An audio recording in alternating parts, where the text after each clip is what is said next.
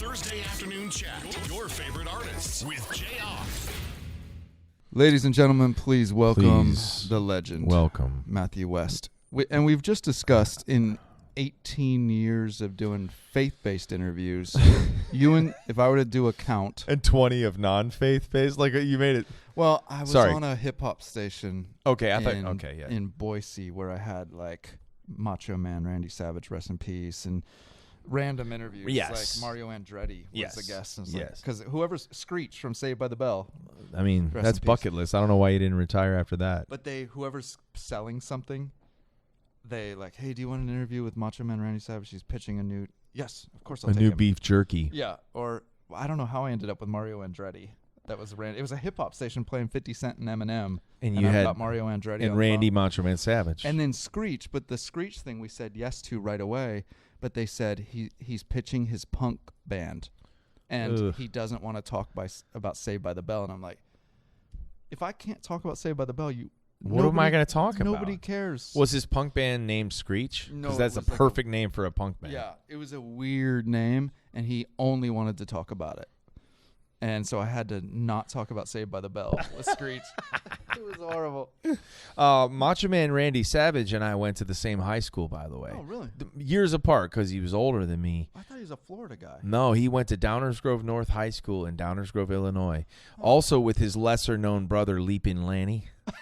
That was he was not as big of a wrestler, but the Leapin' Lanny and Randy Macho Man Savage, we went to the same high school. They're in the Athletic Hall of Fame. I am not. He died in Tampa about 5 years ago. Yes. And he ended up moving to Sarasota. Really? Yeah. Did you ever see him out and about? No. Step into a Slim Jim? So we had Hogan and Macho Man, I think, in the area. Brother. One was on the Miami side, one was on the side. I grew up like big on pro wrestling. Were you into it? Who was your guy? Man, I went to Rosemont Horizon Arena in Chicago as a kid. My dad took me to like a Friday night main event, and Jake the Snake Roberts, who the guy who carried the big python, and then Hacksaw Jim Duggan, who's this guy who stuck his tongue out the side of his mouth and carried a 2x4. Yeah. And I don't know why, but Hacksaw Jim Duggan was my guy. Yeah, maybe it reminded me of your uncle. No, but it gave me nightmares because there was Ricky the Dragon Steamboat, and he went up against Jake the Snake, and it's like, who's going to put their animal on a passed out guy first? That's exactly right, because once he would pin you, the snake would come out, and the snake would slither. Oh. I was a little boy, and the thought that these guys had to have a snake slithering on their unconscious. I can't go to the dentist. Because I'm like, if they put me they're out, going to bring a snake they're going to bring a python out and just let it roam around. What if Jake the Snake is a dentist somewhere right now? Like that was his second act in life. And it's actually a fetish. He just likes to put people under. First was wrestling, then dentistry. Yeah, that's his thing. He wants to just defeat you somehow. He really needs help. On my notes, I did not have talk about sorry. Off with Jake the Snake. I interrupted your opening remarks, so start again. 18 years of faith-based interviews. You never know how you start these interviews, but talking about Jake the Snake Roberts' fetish of having people unconscious was not the leading story here. You're going to have to edit that out. No, I'm going to edit out you saying, let's edit it out. This is going to be the most awesome transition ever. Let's go. Where are we going to? I'm going to have you intro your new song coming out of talking about Jake the Snake Roberts, putting people out. Actually, can you walk me up the kind of two sides of the new album? There's a worshipful side, and then there's, I don't know. Yeah, but wait, what were you going to say about 18 years? Oh, 18 years. So just the fact that you and Toby were near the studio in Nashville, and you were Toby Mac, sorry, not my friend Toby from down the street. The fact that you guys lived close to the studio, and you guys were just, the audience was, you were two of the big names up and coming. I had you guys on more than anybody. Maybe the Afters, Building 429. There was a series of names that were kind of hot names. You and Toby are one of the only ones still cranking out. But now 15 years in Florida doing an interview every Thursday. Yeah. I mean, the audience doesn't care about this, but there's a guy that gets tons of love in the industry that had a farm in Texas that everybody wanted to go to, John Rivers. And he was the legend. He was the Carson Daly. Oh, yeah. And he was the old guy on the farm. Gatekeeper, the influencer. And everybody's like, oh, you're going out to the farm to visit this guy. Yeah. And I'm not trying to flex, but I'm just saying the amount of interviews I've done in 18 years probably is double his now. Absolutely. Not saying I'm anything good. I'm saying you're because amazing. of repetition. Yeah. It's like a muscle you work out. And relationship, though, too. Yeah. Like, I mean, building a friendship over the years with you, like, because we've done, in 18 years of you being on the air, like, I mean, we've done no less than 18 interviews, like, at least once a year. Yeah. Oh, yeah. That's crazy, man. It's funny. It makes me work harder because I don't want to go with because I know what I've asked you in 18 years. I'm like, okay, I gotta. Well, maybe that's what makes me better is having to go to new places because I've had somebody. Longevity is not easy in any career. Yeah. I think it's what drives me as a musician too, is going like, I mean, if I know what my previous songs on the radio have sounded like or said or where they've gone, like you're wanting to cover new ground, you're wanting to, blaze new trails. So it keeps you, there's a drive in that and almost a pressure that you feel in a good way though, to like, hey, keep improving, like, and it makes that muscle stronger for sure, where you can't ride off of yesterday's success. That's true. Or you can't repeat the formula, right? And so you got to find a new formula, exactly, and it makes you better. But speaking of, I think you're like a fine cheese. A fine Does cheese. Cheese get better? Because I feel like it gets moldy, but they say cheese gets better. Have you ever had a nice blue cheese?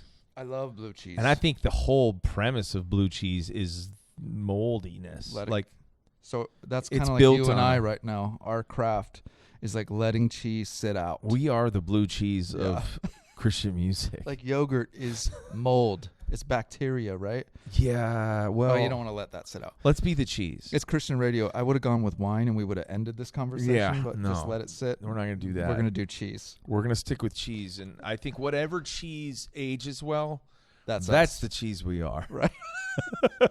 So that's the cheese we are. We should totally start a band. Keep smiling. That's the tune in my head. Keep shining. I thought you were going Aaron Neville there. The touch, the feel of cotton touch, the fabric of life. People don't even know who Aaron Neville is anymore. People see him in your neck of the woods.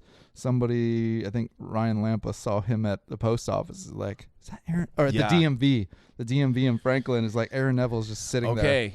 It's weird. It's so funny how you can see celebrities in a weird setting and it just feels so off. Like, like the classic singer Michael McDonald from the Doobie Brothers. Yeah. I saw him in Target. This is before everybody canceled Target. This was years ago. But he was in the return line at Target, like customer service. And I'm thinking, this guy's made millions of dollars. What, like, he bought a $12 pair of shorts and he's returning it. Right. Like, it just felt weird. You know what I'm saying? One time I saw Apollo Creed from Rocky, Carl Weathers, eating a taco. Wow. What? I would have said he eats tacos. From Adam Sandler with the chub, the one with the wooden hand. Yeah, that's right. Happy Gilmore. But he was sitting at the farmer's market, like, and it's just, whoa, that's like Apollo weird. Creed. Or like, okay, so one time I got recognized. This is bad. Yeah. So I got a speeding ticket. Years ago, I rushed off to the airport at 4 a.m, and I got to the airport and realized that my suitcase, I left it in the garage because I was still asleep. Yeah. But in my still sleepy state, I thought I can go back home and still make it to the airport and make my flight to the show. Not possible. But I got pulled over on the street outside of my house for going way too fast. And it was the kind of fast where they said, you have to go to court. Right. Like, you can't just pay the ticket. So I remember going up and they called my name. I go stand in front of the judge and the judge scolds me. He said, hello, my name is. He goes, son, there's no excuse for driving this fast, blah, blah, blah. Like, tells me the whole thing. And I'm standing there feeling like fully like punished. Yeah. And he goes, how do you plead? I'm like, I had to plead guilty. I had to pay this ticket. I turn around to walk away from the stand, and right as I turn around, there's a family of 4 in the back of the courtroom waving at me going, we love your music. And I just pled guilty for this speeding ticket that was like an egregious speed, and I'm just like, this is not where I wanted to be recognized. Oh man, I'm doing a meet and greet in the back of the courtroom. That's great. It's terrible. That's where I wrote Forgiveness. And that's why I wrote Forgiveness. Dang. And I'm strong enough. You celebrate my whole catalog. That was me in the back of the court. What was I supposed to set up? I love that concept. I want to chase that another time for our Nashville people that live around, because the Michael McDonald returning like something, Carl Weathers eating a taco. We had somebody else in the other day that was like, yeah, I saw NF walk into a diner to get takeout, and he was weird. He was dressed just in baggy shorts, and it's like NF is like my most played artist on Spotify every year, and it's like to see him in normal clothes walking and not in the it's bizarre get up. I saw Vince Gill at the YMCA. Yeah, I was like, oh man, and he did not do his hair, like he didn't care. Right, he was just showing up. Like it was, it's pretty cool. I was at somebody's house in Franklin, and he had this chair that he bought in a garage sale, and it looked like a wooden throne that you would crown English kings. And he's like, yeah, I got that at some junky yard sale. And it turned out it was John Schlitt of Petra that made it. And then it was his yard sale? Yeah, John Schlitt was doing carpentry for money. Oh, and wow. He would start to make his tables and chairs in his house. And I'm like, that is one of the pioneers of Christian rock. And now he's doing odd job carpentry for my buddy. He comes for us all. Yeah, I got to figure out what my side hustle is. I'm gonna start selling steak knives, doing demonstrations. They cut through a can. Actually, you'd be really good at that. I think I'm gonna be on QVC when Jayar stops playing my songs. I'm gonna have to have. Have you tried these essential oils? They are. You don't need QVC for that. Just Facebook. Yeah. To do your videos. Well, I've got a podcast now, and I have like advertisers. And so I have to read these ads and stuff, and my dog's fur has never looked healthier. You know what I mean? It's like, well, what am I doing? No offense, I love that dog company or that food company. Pays for the podcast. Dog food company, yeah. Great. Sorry. There are the latest Matthew West album sort of has two sides. It's two albums, man. Okay. Ambitious. Yeah. 22 songs. Okay. Some people asked why so many songs. Those people are my daughters. Right. And I grounded them right after. But they were like, that is too many. I was like, what are you talking about? Like, we had our tour buses parked for so long that I was writing up a storm. Yeah. And I, honestly, it's kind of what you were talking about earlier about just the drive to cover new ground and keep getting better. It's like every time I'm making a record, I want to do something I've never done before. And you know what? I've never done a double album. Yeah. I've always loved concepts when it comes to records where it's not just the single, but it's like, hey, if you want to take this journey with me and dive deeper, let's do that. And so it's called My Story, Your Glory. And album 1 is my story, and it's me sharing the stories of my life, but also people's testimonies that they've shared with me that inspired all the songs on that record. And then Your Glory, songs inspired by stories still, but it's I've never done a more worship record. Yeah. And so these are actual worshipful responses to how God is at work in the story of our lives. That's awesome. By the way, My Story, Your Glory, one of my top 5 songs of the year. Thank so far. You, man. Thank you. It's the same with Cochran and Company's Coming Home. Hey, did you help write Running Home? Yeah. But you like that one? I love both of them. Been a long time running. His voice, dude. Oh, it sounds like a Need to Breathe song. Yeah. We that day was so much fun that day. We just went for it. But you must have been in a zone between My Story, Your Glory and Running Home, because they both have this Tom Cochran this. Yeah. I wanted to have a fire. I mean, My Story, Your Glory to me kind of has a Springsteen thing. Yeah. Where there's just this I want songs with wild abandon, especially if that's what the lyrics about, right? So My Story, Your Glory is mission statement. I wanted the image of I'm running the race. Right. And I wanted to feel like that. And then with Running Home, it was this wild abandon of running into Jesus' arms, in different stages of life, because it ultimately ends with I'm going to be running home to heaven. And of course, that guy, he just sings. His voice is perfect. His voice is epic. And so what I love is a lot of times in Christian music, your career can be dominated more by the ballads, because those tend to be the ones that grab people's hearts in a different way. I don't know what it is, but you can look up one day and then you're planning your set list for your concert, and it's all 10 ballads. You know what I mean? About deep things of life. Yeah. And I've been fortunate to I feel find a niche where I don't know if this makes any sense, but it makes sense to me. Is if I write an up-tempo song, I still want it to have the heart of a ballad. Yeah. I want it to have the the heartbeat of a ballad. Where so like My Story, Your Glory, or like Hello, My Name Is, like it's actually, we think up-tempo songs are fluffy. Yeah. But I don't want my lyrics. If I'm going to do an up-tempo song, I still want the lyrics to be like some solid food. Yeah. Right. And so when I put my set list together now, it's so much fun because I can play What If, and I can play My Story, Your Glory, and these. And even it started with my career was the first song was I Love You More. Yeah. And that was an up-tempo. So anyways. Goki broke this down perfectly. He said it's one of the hardest things to do in this format is to write something that is a up-tempo, joyful, but still say something with meat. He said it is not easy to do. It's true. And that's where the finding the heart of a ballad, even in up-tempo, like that's sort of a compass that I live by as a songwriter. Yeah. And sometimes you just want to write something fun. Right. Like I'm not name dropping, but like I wrote a song with Kane called I'm So Blessed. Oh, and that was just like, we're in the middle of a pandemic and life's terrible. Yeah. And we needed to write a song that was just like, I'm so blessed. It's just like, fun. Yeah. Like not every song needs to be like make me weep. I want to encourage you with it because I learn which songs you've written as we talk. Because if it's somebody else singing, I'm like, I bet Matthew West wrote it, but I don't know if I put money on it, probably. But my daughter's theater performance of Newsies. Yeah. And it ended. It was in a church, but it wasn't a Christian production or anything. And I'm used to, at church, they'll play, okay, good night, everybody. Have a good day. Be safe. And they'll play like a Hillsong song or something like that. But at the end of this, they put on I'm So Blessed. And every person, and I didn't realize what a hit I'm So Blessed was until I watched singing it? Singing word for word like it was I Can Only Imagine.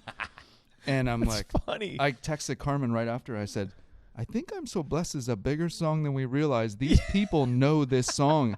Everybody walking out of this theater production was just singing it. It's one of the first songs I've written that like became like a TikTok soundbite. Yeah. There's another song that's it's funny. Before walking in here, a friend of mine from the baseball world sent me this video because it's like the women's, right now it's the women's softball World Series or something.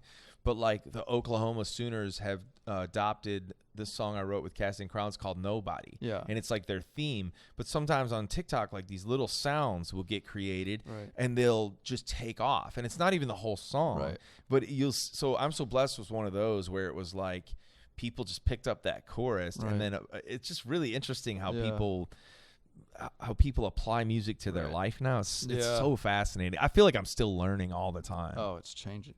Will you walk me up off? I guess this would be the more worshipful side of the new album. You Changed My Name. Yeah. Can you walk me up that one? It feels very full circle. It's funny, we're talking about like paving new roads, but like the interesting thing about this is the theme of this song is very much in line with probably one of my most well-known songs in my career, which is Hello, My Name Is. Right. It's a song about identity. I kind of feel like this song is like a worship song version of this celebration of identity. And ironically, we're in a time in our world where I don't know that I've ever remembered another time where our world was completely obsessed with the topic of identity. And more importantly, people obsessed with being able to take the power to decide for themselves their identity. Right. And as followers of Christ, we walk by a different rule. We live by a different way. We know that we are the created, not the creator. And our creator is the one who says who we are. And so this song is a celebration, not only that we have a creator who gives us our identity, but we have a creator who refuses to let us stay in the old version of ourselves. And so this is a song for the church. It's when I play it, there's something special that takes place. There's sometimes you just play a song where you're like, this feels like what people are needing right now. And it's something that I've needed, just being reminded, like, I don't have to, like, the bridge says, I don't have to answer to any name the enemy tries to call me. I don't have to answer to any name but chosen child of God. So it's just this declaration, thanking God that he changes our names and that he is where our identity is found. Cool. Matthew, I had a moment the other day where I pulled up to my house and I just looked at the house, and I've been in this house for 12 years. And it was a moment of, I own a house. I just did a radio show. I just got home and I own a house. And it hit me in that moment that 20 years have gone by since I was sleeping on couches in Seattle, because I couldn't afford. When you're trying to build a radio career, you got to do whenever they say come in and be on the air from midnight to 2 a.m. in a skyscraper, talking to the drunks coming out of bars in Seattle. Like, yes, I'll do it. But I had to work a normal job to eat, so I was valeting cars at Nordstrom in downtown Seattle, and it was 3 years of just trying to gain any kind of traction and praying these prayers of, God, am I wasting my time? Sleep, like my eyes would fidget in the middle of the day because I was sleeping 2 hours a day. And that was the grind to try to get somewhere in this career. And then I'd move to Missoula, Montana to get a little more experience full-time, come back to Seattle, go to these small gigs. And it was about 5 years of just torturing myself all to get somewhere. But then you start to get somewhere, and then you get somewhere. And you never get a moment to go, 20 years just went by, and I did it. Yeah. I made it. Yeah. For you, growing up in Illinois, being a PK, starting to develop a craft. You were a baseball player, but the music side started taking off. There's a grind. We've talked about some of your early albums that you've hidden. September Rain, September Sun. Yes. But then all of a sudden, here you are, one of the feature songwriters on the planet, not just in our format, but in the country. And do you ever have a moment, because you're busy, still doing the craft, do you ever have a moment where maybe you look up to God and say, oh my gosh, I did it. I'm here. I don't think I don't do a good job of allowing myself to experience moments like that. I'm trying to get better. I've learned one of my personality traits, when I started to discover like a little bit more about like who I am, how I'm wired. And, every personality has healthy sides and unhealthy sides. And somebody once described like my personality type as they have a hard time waiting around for the confetti to fall. Like they don't celebrate well. They move on and find the next mountain to climb, the next ladder to climb, the next race to run, the next objective, right? And some of that is good because there's sometimes like you finish a record or finish writing a book or something that I'm chasing, there can be like a void when you're done with that.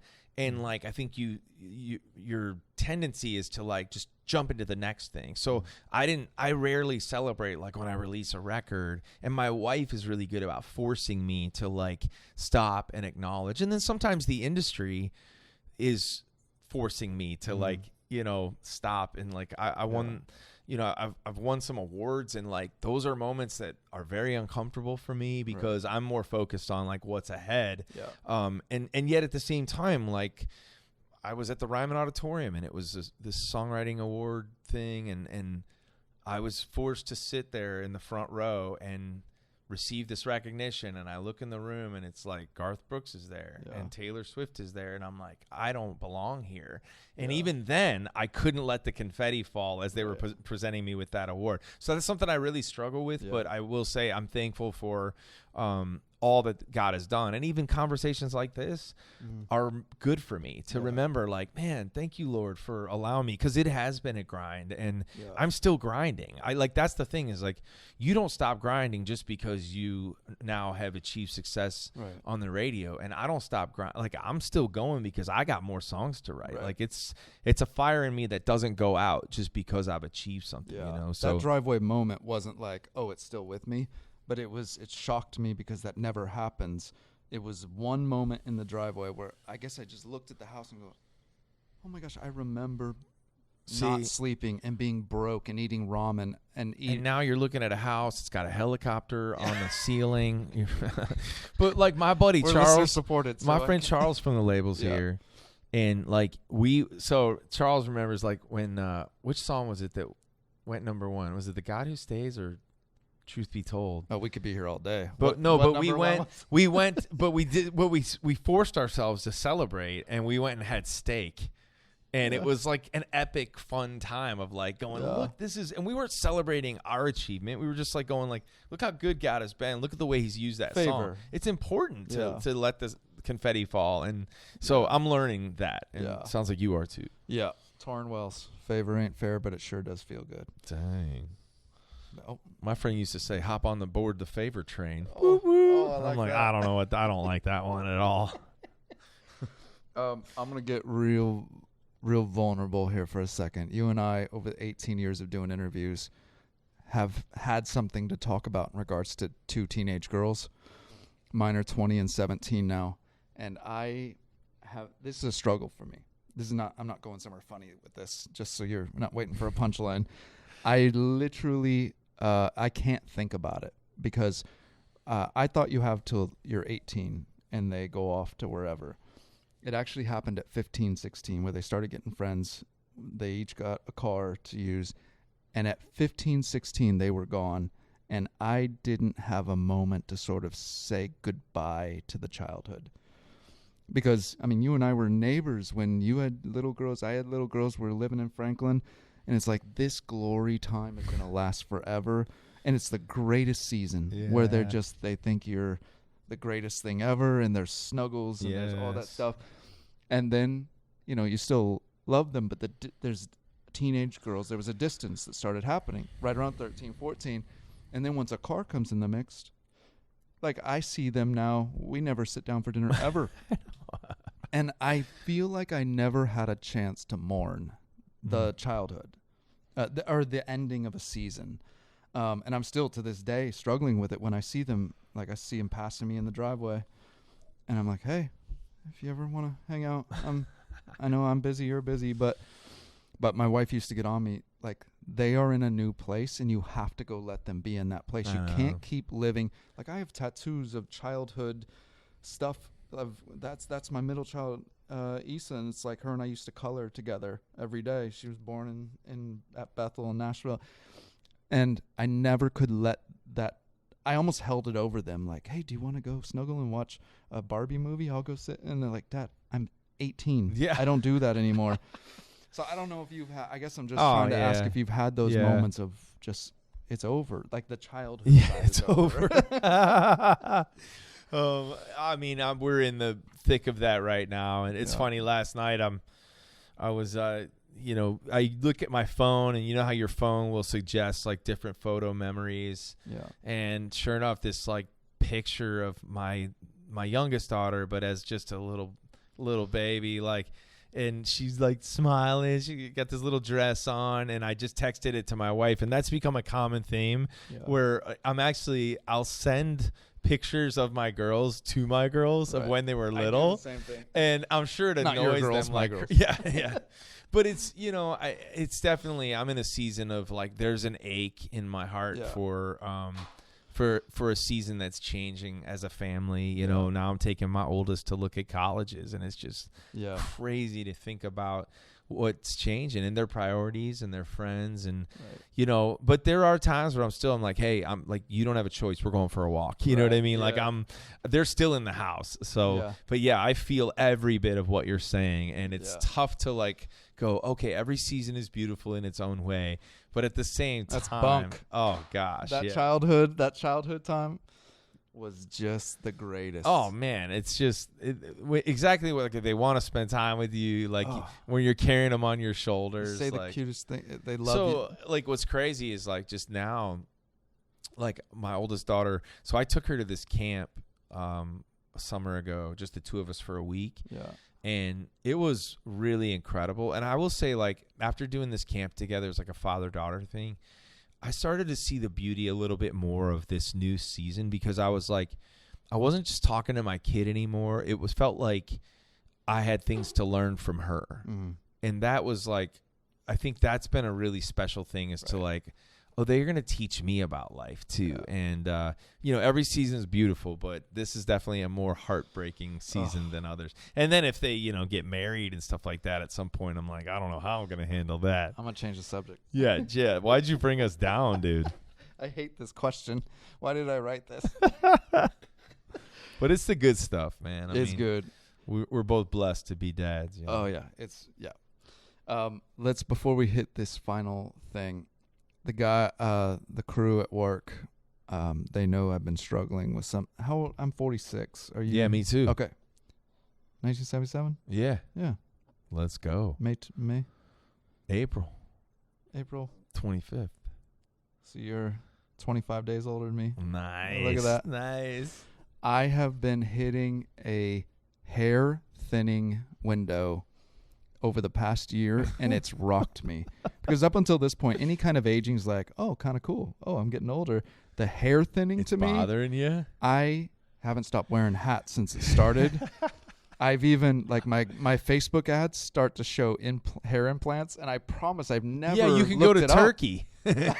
Isn't that where you got to go? It's And they and the people have like these holes drilled into their foreheads. And or the plane something? ride back to the States is 40 people, all with the all same. with hair transplants. Is it Turkey? Am I right? Yeah, it's Turkey. They have a whole package you can buy. I don't know why I know this, but the Turkish delight. That's what it's called. That's what the plane is called. But it's.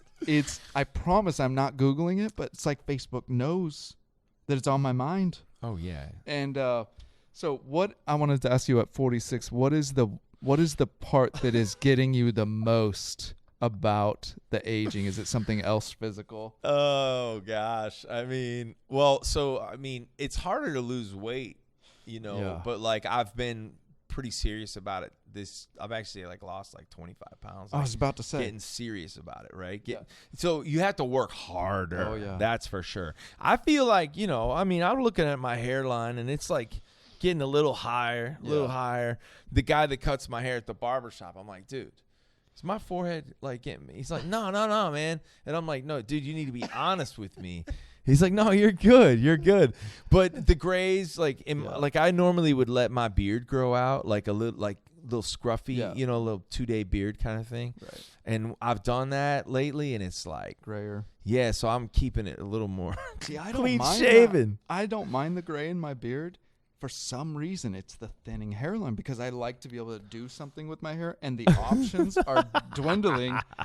I mean, I'm not at comb-over stage, but it's there's the guy I go to these Puerto Rican guys are incredible and near where I live, and I'm like, do not touch the top. Just let it grow. Because I have no clue if it's going to return to me. If you, I'm at that point. Well, you can get all the supplements, all those commercials now. It's there's magical. Is that real? Do you believe that? I don't know. I don't like getting scammed. Or there's a baseball cap you can buy that's supposed to regenerate. Have you seen that? You sound like you've Googled.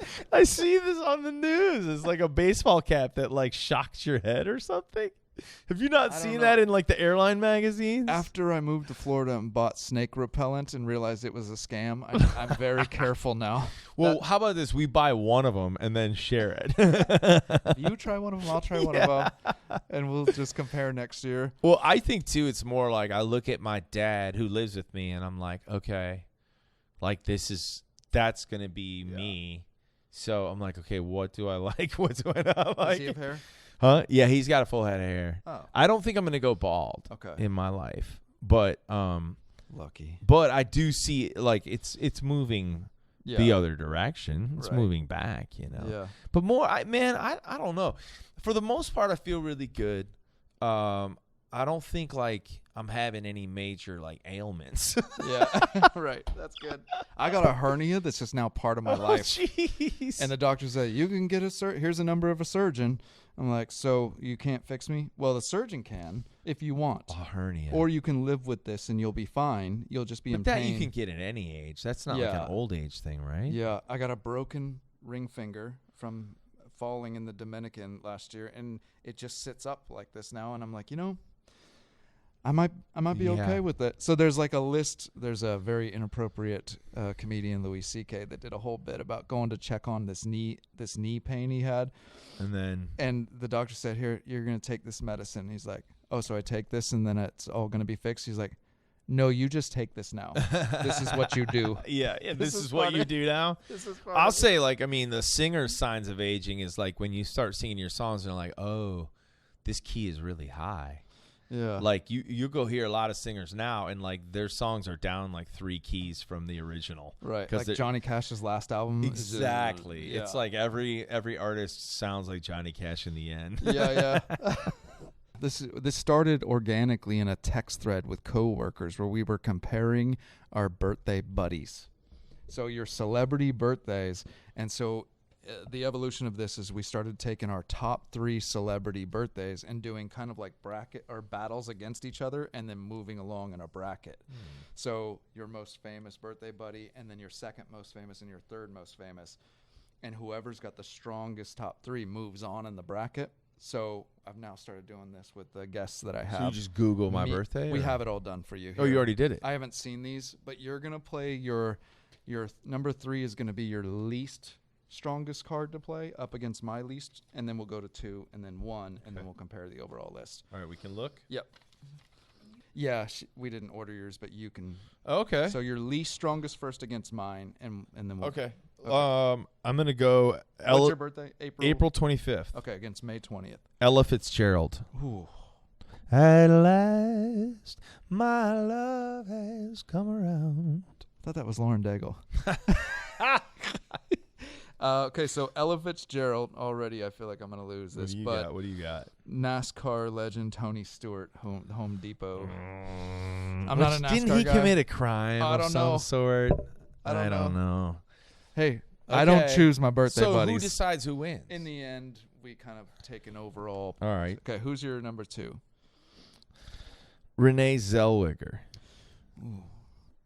I would have gone with Ella at 2, but yeah, Renee against mine, Busta Rhymes. I'll give you Busta Rhymes just because Busta Rhymes, first of all, cooler name. Yeah, iconic hip hop era. Yeah, I don't know that I loved any movies that she was in. Yeah, I don't think I can name any movies. Jerry Maguire's the only one that comes to mind. Yeah. But who's that was coming with me? But that was more about Jerry Maguire, not her. Yeah, Bridget Jones' Diary. Yeah, you're 2 dudes. I'm out. Okay, so we're 1-1, I think. Who's the ace up your sleeve? This one's pretty good. Al Pacino. Oh gosh. Al Pacino. Okay. Which, like, I always think I know every movie an actor like that was in until I'm forced to think about it, and I don't remember a certain. Oh, Godfather, right? No. Was he? Michael Corleone. Yeah, Michael. Oh yeah, young Al Pacino. Of course. My wife in the room where I sleep. That's Al Pacino? Yeah. Okay, yeah. That's strong. Okay. Godfather right there. What do you have? I have Cher. Do you believe in love after love? Or to my parents, I got you to hold me tight. Plus, I mean, she's probably had way more. Well, who do you think has had more facelifts, Al Pacino or Cher? Oh, that's a good question right there. Or both. Al Pacino just became the oldest father of any celeb. He's Are like you 80 serious? something and he's having a baby. He's having a baby? Or his woman. And it's his? Yeah. Wow. Yeah. So let's compare lists. So I've got Cher, Busta Rhymes, Tony Stewart against Ella Fitzgerald, Renee Zellweger, and Al Pacino. Should we let the audience decide on this? All right, we're going to put it out to the 15 listeners of this show and let them decide whose list is stronger. That's tough. That's tough. We got a guy on staff, Jake, the web guy, whose list is so strong. Tomlin is his 5th. Like, he couldn't even get Tomlin in the top 3. It's a super strong list. Bill Gates. Is it all worship leaders? Or? No. Oh. We don't do everything Christian. Everything we do is a Christian version. Okay, top 3 birthday buddies, but they have to be faith-based artists. Faith-based. I had Larry Norman. We're going Southern Gospel on round 3. Larry Norman, Graham Kendrick, and Leland. Who do you have? I've got Joel Osteen. Stephen Joel Furtick. Osteen's lesser-known brother, Phil. All right, the latest album from Matthew West is out. It's got 2 sides. It's like 2 sides. who's the Double guy album, from- baby. The guy from Batman, who had one. Batman? Who am I thinking? No, the guy. Robin? No, he had 2 sides of his face. The Catwoman? Two-Face. And the song "My Story, Your Glory" is on there, plus the song we played here today, which is also You changed my name. Changed My Name. Let's go. Awesome. Always great. Thank to you, see you, my JR. friend. Another one in the books. All right. Another one bites the dust. Chuck it up. The Thursday Afternoon Chat. Your favorite artists with Jayar.